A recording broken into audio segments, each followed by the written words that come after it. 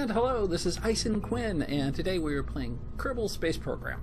For those of you following the 7 Days to Die, I do have another episode coming up. I'm on day 22, and the next episode will be about improving your fort, basically, or your base. Basically, if you're too close to the surface, the zombies will start digging down, which will be a problem because they can get to you. So we need to make a bigger hole and better security outside. But right now we are playing this, and obviously I'm not at the beginning of the game. I recorded some videos, but I recorded them at such high resolution I can't de-res them, and I can't send them to YouTube. So I guess you can email me if you want them. Either way, I will give you a general overview of what we're doing before we play with this. Let me show you one of my test ships. So when you first start, you really don't need much, except I've got a test craft here. I've got a Viking too. Well, actually, let me load the Viking 1. The Viking 1 here is a pretty fundamental craft. It's got control airlands on it. Well, actually, it's just fins, no control of them. And that's really about. It's got a parachute and an antenna, so I can transmit some data. And for the first few missions, you'll be using something like this until you can unlock stuff by doing contracts. And take the easy contracts. Some of them you can just do on the launch pad by activating it. You don't even have to launch. And some you don't even need a pilot. So right now, let's go ahead and leave, and I'll show you the research tree that I went through. I also have in research an undergrad program where I get free research from undergrads. I myself used to be a professor, or I guess a professor, always a professor, and free undergrad research. Basically, they're working on their doctorates, and they have to, do all your testing so you can, I guess, become famous. I worked in literature, so there's not a lot of testing there, although I did work for defense contractors before I became a professor. So I'm all over the place. So let's take a look at science here. I'll show you the tree. Obviously, you start with this one. Then I unlocked this one next. And that was so I could have better survivability. And also, it gave me a science lab and an antenna. And the most importantly is this decoupling ring. Then I went to basic rocketry, which gave me liquid fuel, which you'll want later, better solid fuel, and a very small liquid fuel engine. Then I actually went down here to survivability, which gave me better parachutes, a heat shield, and also a service bay I'm now using. Landing struts, not using those yet. And then I unlocked general rocketry, which gave me better liquid fuel engine, a larger solid fuel engine, and a larger liquid fuel tank. Then, of course, I went to here, and this gave me some aerodynamics stuff that I'm not using presently, some better control fins, and decoupler, which will come in handy when you're trying to decouple your engines or some other device like a shuttle. Let's see if I can move this up a little bit. There we go. And now I haven't researched the others. I went straight to advanced rocketry. The reason why is because it gave me yet another liquid fuel engine. Another liquid fuel engine. You see this one's slightly different, so you can attach it to sides. Better maneuverability. And a larger fuel tank, which I am now using. So I've not researched anything else because, well, I take it back, I have. So then I also did this one. I did this one first. So this one was before the other. Why? Because it gave me some extra test equipment. A Communitron, the Probodyne Stay Putnik batteries, thermometer, and some radiator panels. which I've yet to use. So we'll go back, and since it's daylight, we'll quit burning daylight. We'll enter here and load the ship I'm on right now. So most of the ships will be the design of this Viking craft here, or I also have ones called the test craft, that you'll basically just gain a little bit of altitude and take the contracts that will get you the most out of it. That's how, when I say the most out of it, like, you know, go this high, you know, travel 18,000 meters into the sky, travel into out of atmosphere, do each one of those contracts, and then, you know, test parachute, test engine. There's a variety of different tests, and that will give you enough science points. And always do science research when you're on there, so you can get more points. Even when you land in the water or on ground, have your pilot come out and do some EVA work, because he can do it on Kerbal, the planet Kerbal, not on in space. At least I can't yet in space. So I am on the Surveyor 2. In this case, it is more of a science vessel. I do have 2 contracts. I'm not going to worry about those to save time on the video, and I will do a video on launching smaller craft, but I think after watching this you'll probably figure out how to do most of them. This one's not very aerodynamic. I could make it a little bit more so. It's top heavy, so with a breeze it can fall over on the actual launch pad. Inside I do have a thermometer, some space goo, and I do have an antenna on it as well. And I've been in space before and orbited before, so that was with Lufield. He's actually got 1 star, so we're going to do it with Jebediah now, if we can. We'll see how this works. So let's go ahead and bring it out to the launch pad and see if it tips over. I am playing this on the PS4. I did start on the Xbox One. It actually locked up to a point to where I couldn't, the controller would not respond. I erased the game, did a hard reset, everything I could. The controller still would not respond. It's not the controller. Controller works fine in other games. So I just moved to the PS4. I have them both. I don't have a preference. I will say one of the advantages on the PS4 is you have this, I'm using the controller's motion, so you can actually do a very finite. You can also just hold down the L1 and do it as well. And if you hold down L1 while moving the controller, you can have more finite. So that is about the only difference. I'm sure fans of each console will have their own differences. I don't really care. I have both consoles. I'm content with both. So what we're going to do is launch the initial solid boosters. So there's a 5 on the bottom. Will get us to an altitude to where we're going to be able to change our trajectory to about 45 degrees. And then we'll burn into above atmosphere, into vacuum or space. And we will realign to change our overall trajectory to get a stable orbit, hopefully. For these solid fuel boosters, they do have a lot of thrust. If you go to full throttle, you're going to go straight up, and you're going to have such arc to try and correct that you probably won't have enough fuel to actually correct it. So you want to not get so much velocity heading upward that you're basically a rocket going straight up and then straight down. So we're going, I normally do it 2/3 and leave it there. Then the same with the next one. The last solid booster, I do it full, but we'll see. Enough explain what I'm going to do. I'll just do it. So let's launch. Let's turn on the SAS first.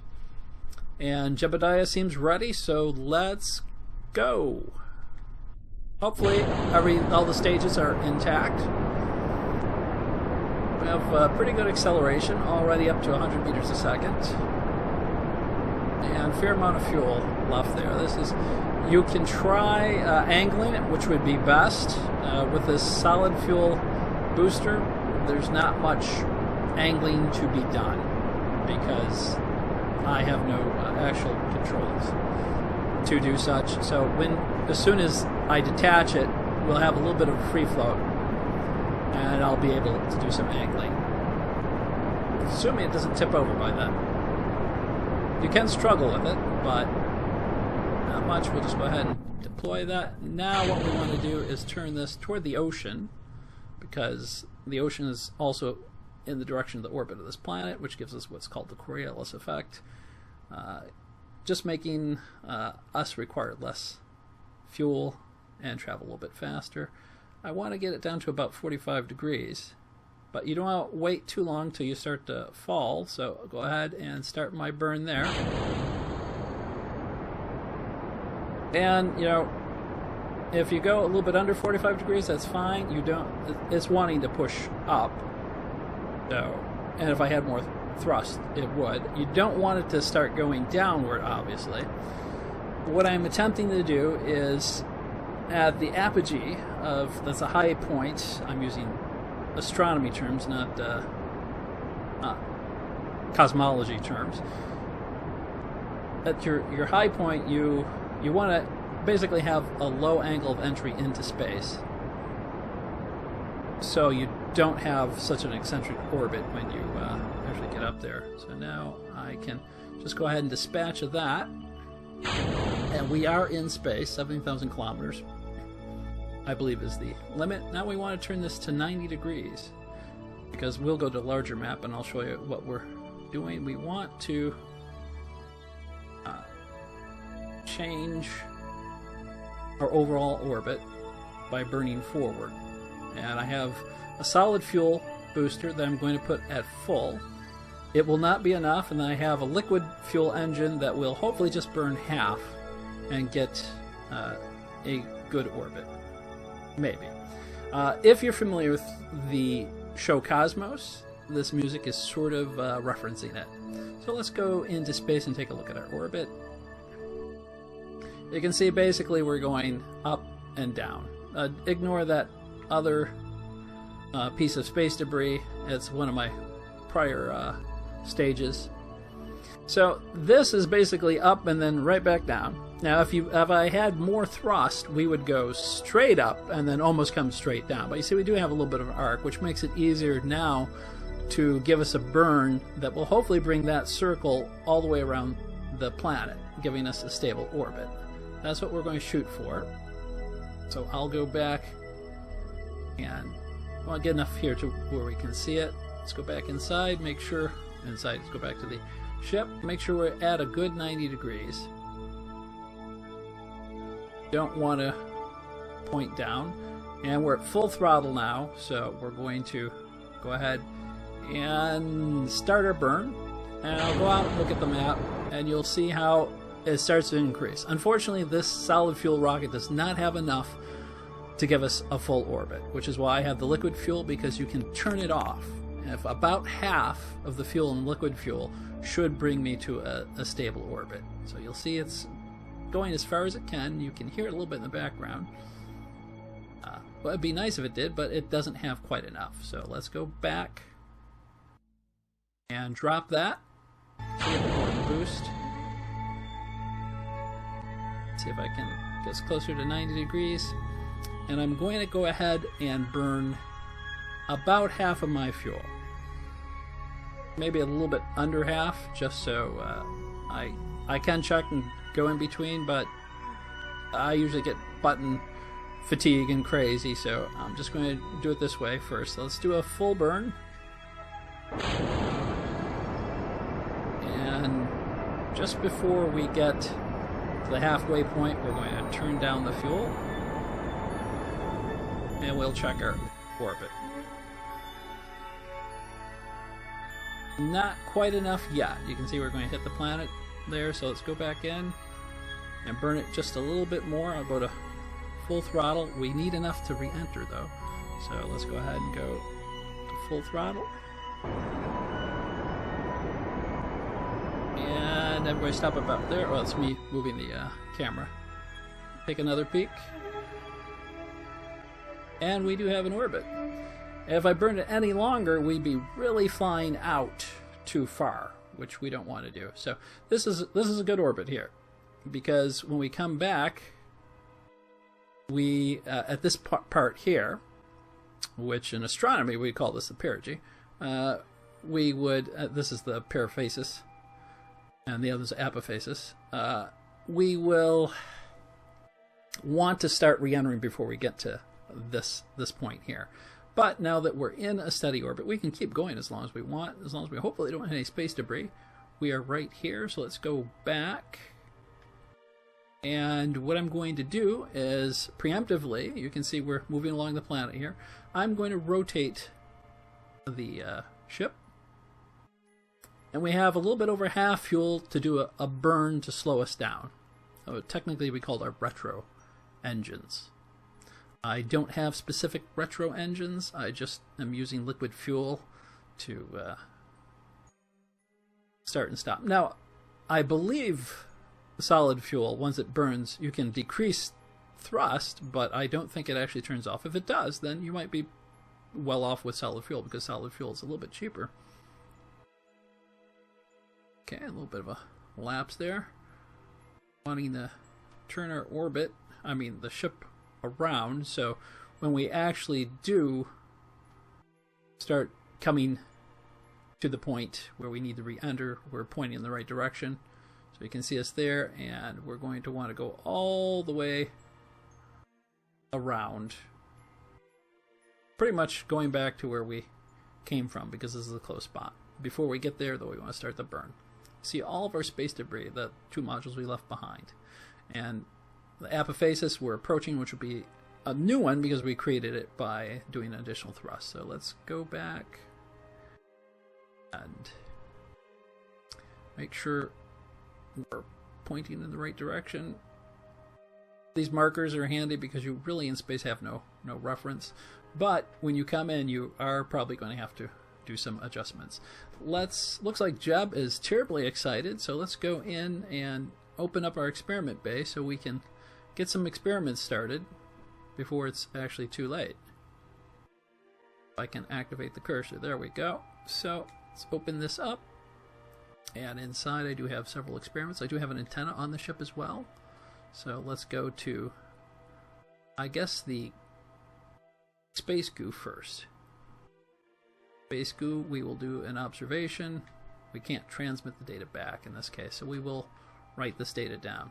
So 2.3 science. I've been in orbit before, so Jebediah doesn't have all the fame that my other pilot does. That would be Luffield. He's actually got 1 star now. And we have a thermometer in here as well, which we can transmit the data back. This ship only has enough for basically 1 science experiment worth of data or report. You can transmit sometimes. We're going to toggle on display. I have a battery in here too, so that won't let the display function. We're in space. Yeah, let's go ahead and log that temperature and how we're doing that. As we're going to transmit back, that's transmit nothing but 4 science points, because again I've been up here. So let's transmit. Transmission has started. There we go. The antenna automatically extended. Let's go back around, and unfortunately, because I've been up here, the crew doesn't have any good observations. I can't do an EVA yet because I've not upgraded. We'll go ahead and leave the display on. Yeah, we'll leave the display on. Okay, and we'll close this here, and then align ourselves again before we get too far out of orbit. Go. Fortunately, we're free floating in space, so it doesn't have too much of an effect. If we were actually burning the engines, then it would have an effect. This is wanting to fight with me a little bit. Bring it up just a little bit as well, so we're on the horizon. And we'll go back and check where we are in space. Okay, we are still a ways from our destination, so I will speed up the time. Time is physics warping. What that means is you can also alter the mechanics of your ship. Yeah, that one's pretty close over there, so hopefully we'll be able to enter with no problem.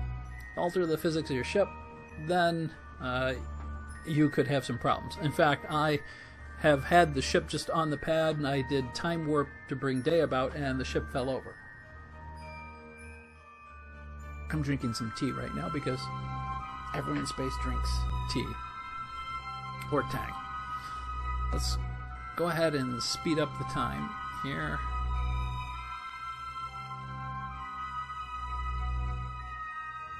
I don't want to speed up too much, but I want to speed it up to where we don't have a 55-minute video.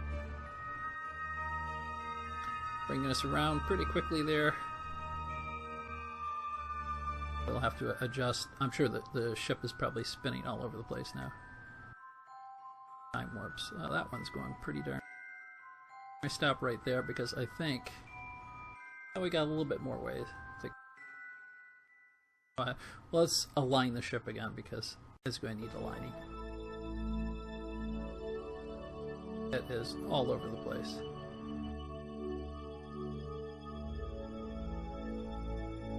Let's see what we're doing. You can see the direction we're traveling, and we're sort of pointing nose down. So let's go ahead and get rid of that cursor. Again, the Cosmos music. What is the Evangelist wrote Cosmos music, so it's similar to Blade Runner. This is very, unless maybe it is Evangelist, I don't know. So we're going to line this back up with this little green thing here, and just our angle as well. So we're heading back toward the planet. We will start pointing downward at a later point. Once after we burn, we're going to change our trajectory. Let me just put it over here. I don't can just close it. I don't know the command to close it. Maybe I can just click on it and that will get rid of it. I've not played this game before, so I'm still not. I need to work out a lot of the commands. The physics I understand, the controls I don't. I kill myself more with the controls than anything. Now we need to check, see how close we're getting. Still a little ways, so we're going to go ahead and adjust the time again. So it gets a little bit closer. And you want to start before you actually get to the periphasis. Periphasis. No, it's periphasis, I believe. Because that's, well, how you're going to come in. And I don't know if there's water over there, so we might be making a hard landing. It would be nice if we did water, but if we do too much, well, the less the angle, the better. So we don't want too steep. I'll get a little bit closer, then we'll burn our retro engines and see, because there's ocean over here, I think, or that's just atmosphere, I can't tell. Let's go back and check the alignment of our craft. Complete darkness now, which is terribly handy. And you can see we're completely out of alignment. I think we're pointing right back down again, yeah. Let's go ahead and rotate this around. Oh, I need to... this.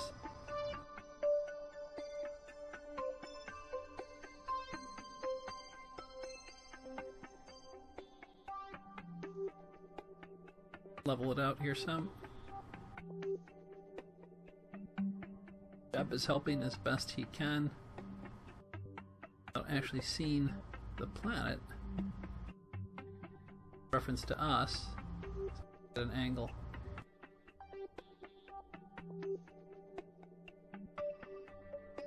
I'm pretty sure that the green marker is the one that.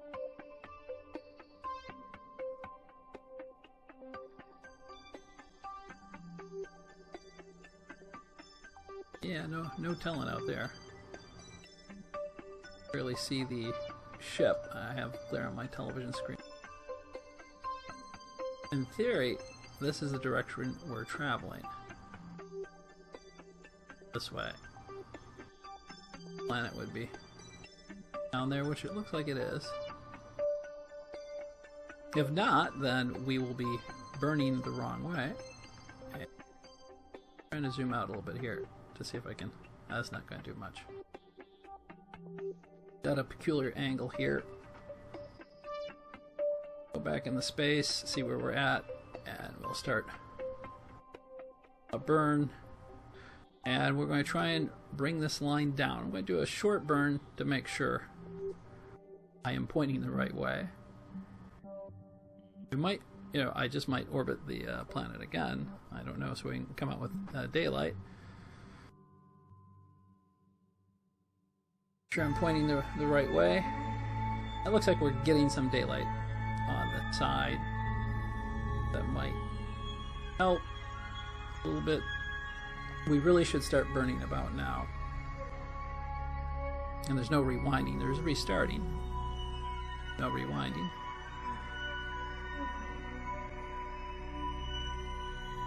We'll go ahead and burn a little bit and see if that reduces our angle. Just going to turn on thrusters for a little bit. Take a look. Looks like it's increasing it, so that's the wrong way to go. So, it's the other side. Yeah, I should have known that. From the angle of the... Now, we just increased our orbit, which is horrible. Maybe the end of Jebediah. Okay. Now, we'll go ahead and give it a small thrust. Oops. And see if that starts decreasing it. And it is. We'll give it a full thrust burn now. Oh, I don't know where I'm at now. Let me back. Us. Okay. Let's go back. I've turned off the engines because we've zoomed out. Let me bring this back to us. There we go. Okay, I have not burned long enough to bring us in, so let me go ahead and burn some more. Burn all we have. Okay, so we do have... Quit doing that. If you hit L1, it focuses on the sun. Why would you ever want to focus on the sun? Pull us in. Hopefully we're not charging right toward the surface like madmen. Okay, you can see that I've changed the orbit now to where we actually have a pretty gradual drop in there. I could go a little bit more maybe and get us in the ocean, but that would be a very steep angle. And as long as this is not mountains, we should... Oh, it actually might be some water there. But, you know, ground or water makes no difference actually, because as long as you drop to about 7.5 kilometers or less, you should be able to land without crashing. What I'm concerned about is the angle approach might damage the science lab. So let's go back and take a look, see how much fuel we have. We have a little bit of fuel left. Adjust this again. Burn more fuel just to decrease that angle a little bit more. Get this leveled out a little bit. Flying in the dark. Not much to see in a video like that, is there? I've done another orbit at high speed just to give you some visuals. Okay, let's again try burning a little bit more fuel out. Decreasing it more, I might be bringing it into the ocean.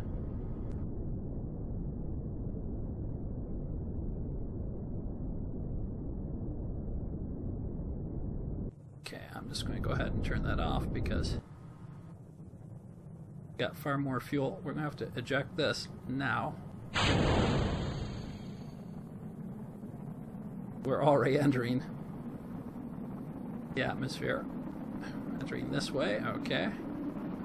Hopefully we're at a good angle. And I'm going to try and keep that science lab from burning up. We might just need a better heat shield or a better pilot. I know Jeb's doing everything he can. This is called aerobraking. It does slow you down because the air acts like a cushion, but also the air causes friction, like if you rub your hands together. And the more friction, well, the hotter it gets. And unfortunately, it is really hot, though I don't see anything starting to melt, though I might not be able to see it, given I'm visually color challenged. Uh-oh, no, no, no, no, no, no, no, no, no, no. No, don't rotate out, don't rotate out, don't rotate out. Yeah, that's when it's going to start to happen. Come on, go back up, Jeb. Jeb, what are you doing? Bring it up, bring it up, bring it up, Jeb. Bring it up, bring it up. It's fight with me. Jeb's panicking. But looks like we're getting pretty high in the atmosphere. I just want to start spinning. At least till we get past 10,000. Okay, we can start to deploy the one set of chutes, which I'm going ahead and doing, which will stabilize us once they hit the atmosphere that allow them to stabilize. We can deploy the next set of chutes. There we go. This will bring us sort of straight down. I'll go ahead and deploy the next chute because we've got 2 chutes out now just to slow us down. You can see them a little bit, and the third chute will actually give us the most.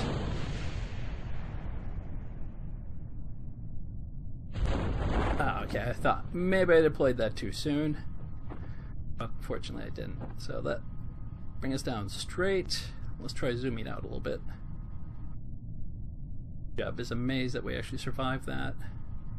And landing in the dark. That's for a great video. You can certainly have, but if you're flying by controls like this, we're down to 9-10 meters a second, but we are 6,900 meters in the air. The third parachute hasn't opened. No, it has actually. I guess I had it set pretty high. Also the pressure I have it set to. So by the time we get down, as long as we're not on a mountain, if we're on a mountain that's 1,000 feet above sea level, then we're going to hit pretty hard. Still at 9.610. I'm not going to make you go through the whole thing. I will speed up the time a little bit. I was just seeing if we can decrease our velocity with these parachutes. Around 5,000 is when they technically should do their best. We'll let it go down just a little bit more, then we'll speed up time until we're about 100 off the ground. Even Jeb's getting concerned. 9 point anything is too fast. You definitely want it to be slower, and we're dropping straight now, so the chute should be at their maximum. The first 2 are simply to slow down the vehicle enough so you can deploy the third chute so it doesn't rip off or burn.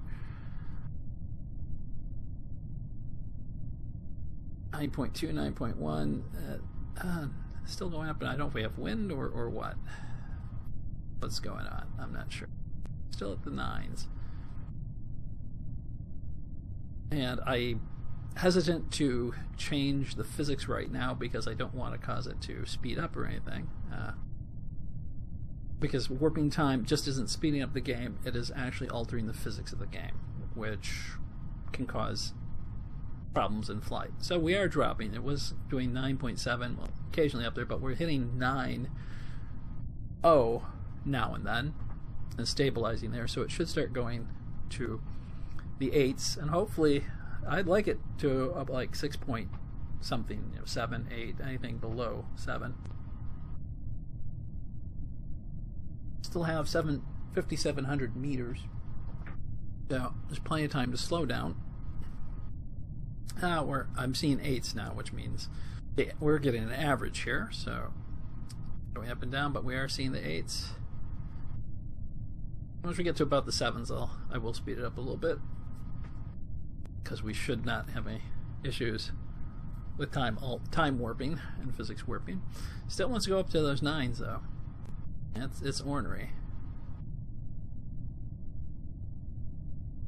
I don't know where we're dropping, since I actually can't see it. Hopefully not on the side of a hill, so we roll all the way down it and blow up. That would be a shame, wouldn't it? Poor Jeb. Okay, seeing more of the 8s. At 5,000, technically, the 2 shoots that are actually, it looks like they're fully deployed, but maybe they're not.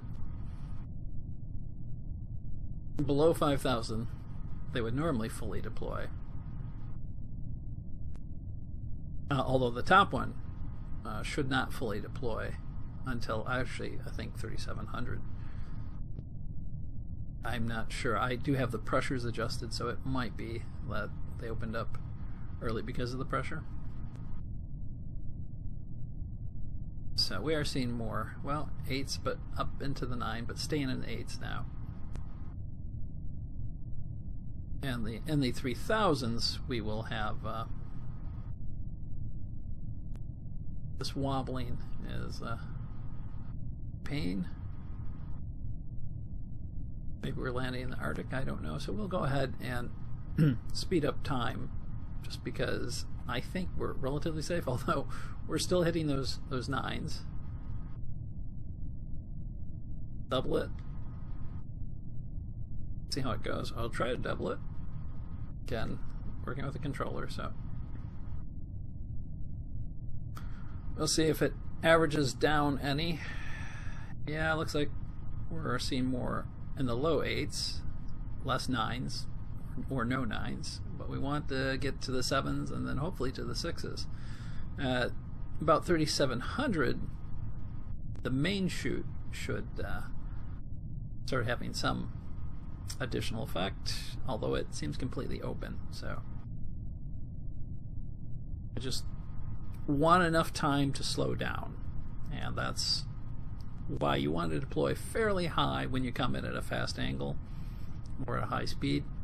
Though I only broke the sound barrier, I think, one time, if we even broke it at all, so we might have been angled fairly well. I mean, when you're in upper atmosphere, you can't break it, but when you come in the atmosphere, we actually might have been slow enough to where, which also could mean that we're in a mountainous region because air density changes. We're hitting the 7s. Hopefully we're not hitting the ground at 3,500. Oh my gosh. We actually hit the ground. But we've landed. So the mountains were 35, I think we're 3,500 feet up. Let me see if I can zoom in here. Yeah, we're hitting a mountainous region 3,500 feet up, but we actually survived. So we got down to about nearly 7. So Jeb is alive, and I'm going to go ahead and recall it and see what we get. You could go out for an EVA at this point and collect some data. I've collected data in a lot of places, so I think we'll all just be happy if we don't carry the video too long. So let's recover the vessel and see what we get. I don't think I completed any of the contracts. I was too busy trying to do other science. I can go back and probably remove the science module, because that way I don't have to worry about it burning up, which will reduce the weight overall. So we only got 2.3 science. Not really a lot there, but I've done most of these experiments before, so let's go ahead. We got a fair amount of money. Let's see, does Jeb get any experience? No experience, really. That's just commonplace for Jeb. He's seen this many times before. Well, we made it back. That's all that's important. Most of it was in the dark. I apologize. There'll be more orbiting going on because some of the contracts involve observing locations, and that's what we'll be doing. We obviously only have 6.8 science, so I need to do some more science experiments and fill in contracts in order to advance. So, well, you've gone up in the space, you see how to build an orbit to achieve an orbit without actually turning on any of the other controls to tell you where you want to burn and not burn. I'm doing it really old school. But hopefully it was a learning experience, and everything before this should be a little bit easier if you watch this video and use it as a reference. If you have any questions, feel free to post them in the comments. If you like the video, give it a like. If you want to subscribe, that would be great. I'm also playing this game on Twitch. I'm Ison Quinn there. You can follow me on Twitter as Quinn Ison, because I should have gone for the real Ison Quinn, but Quinn Ison is my Twitter account. And I'm Ison Quinn on every other platform. And I'm on pretty much every other platform. So, including Nintendo's, though I haven't done any videos because Nintendo has a lot of issues. Anyway, thanks for watching, and remember to always have a good day.